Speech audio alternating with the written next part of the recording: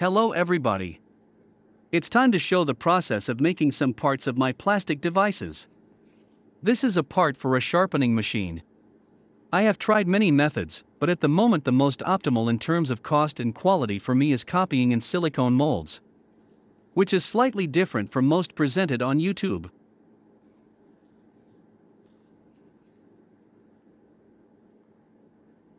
Firstly, we create a 3D model of your product, and spend tens or even hundreds of hours of working time on it, which always remain behind the scenes. Then we print the master model of the product on a photopolymer 3D printer, as well as formwork with a lid and supports on an FDM 3D printer. We assemble the form so that the master model is in the middle of the form. This can be done with overhanging supports. We think over in advance where the plane of the parting of the half forms will pass. The parting plane must be chosen so that the casting can be easily removed from the mold. We apply a release agent to all working parts.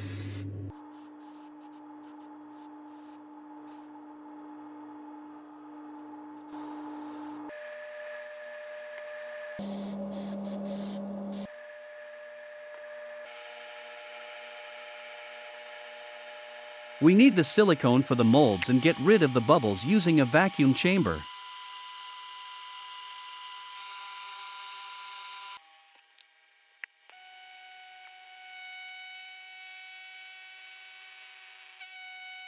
After that, we fill the mold cavity to the desired level, the plane of the connector. To save silicone, you can partially fill the mold with filler from finely cut silicone molds that you no longer need. But such savings can lead to defects in the form of bubbles, be careful.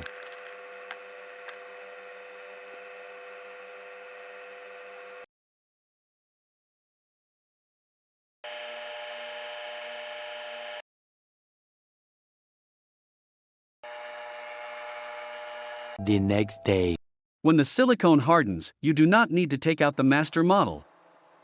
You can cut off excess silicone at the edges and make locks for better positioning of the halves. It is also necessary to think over the gating system and the place for pouring liquid plastic in advance.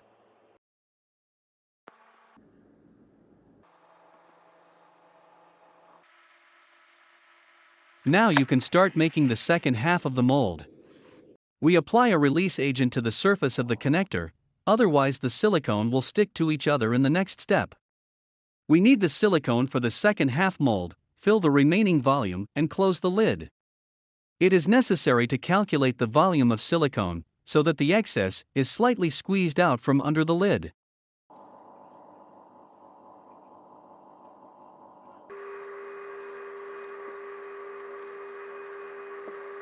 The next morning.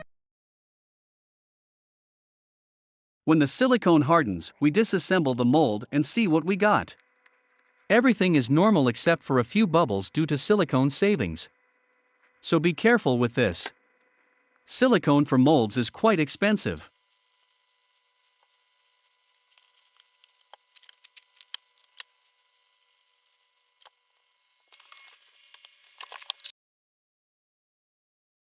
Now you need to make a channel for the air outlet and drill a window in the formwork through which the plastic will be poured.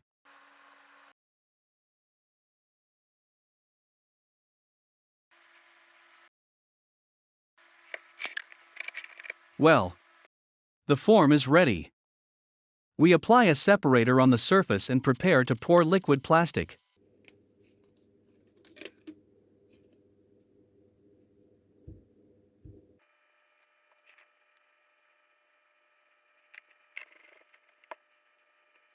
We measure the components for pouring plastic according to the instructions, add dye, if necessary. There may be air in the liquid, so we place the components in the degassing chamber separately.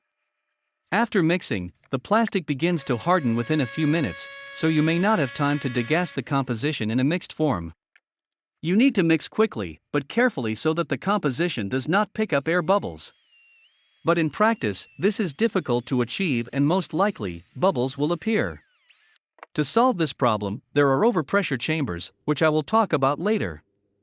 Pour the composition into the mold and try to get rid of bubbles, for example by tapping. If you have an overpressure chamber, you could put a mold in there and apply compressed air. The optimal pressure is about 3.5–4 atmospheres, and an exposure of about half an hour.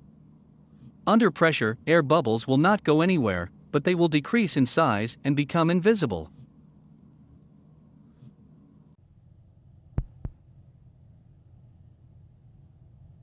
One hour later.